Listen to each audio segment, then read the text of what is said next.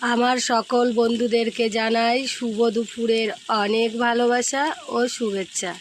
তা বন্ধুরা, তোমাদের সামনে আমি অনেক দিন হলো আসতে পারছি না, কারণ বাড়িতে তো একটা পুজো গেল, তোমরা অনেকেই জানো। তা পুজোর পরে বাড়িতে প্রচুর কাজ রয়েছে, সেই কাজগুলো সারছি। আর শরীরটা প্রচণ্ডই খারাপ হয়ে গেছে, সেই কারণে তোমাদের সামনে কোনো ভিডিও দিতে পারছি না। পুজোর দিন থেকে এখনও অবধি এতটা পরিমাণে চাপ রয়েছে, সেই কারণে তোমাদের সামনে আসতেও পারছি না, কোনো রকম ভিডিও দিতে পারছি না। তো তোমরা সবাই কেমন আছো? আশা করি সবাই ভালো আছো। তো আজকে দুপুরের মেনুতে আমি কি রান্না করছি সেটা একটু তোমাদের সঙ্গে শেয়ার করছি। আর পুজোর পরের দিন তো মরচুমুখী হয়েছিল, সেটা তোমাদের সঙ্গে শেয়ার করতে পারিনি।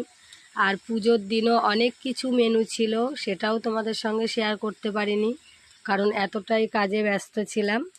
তা আজকে দুপুরে মেনুতে আমি রান্না করছি, এখানে করব পালং শাক, শিম, বেগুন, আলু, মূলো সব কিছু দিয়ে একটা পালং শাক হবে।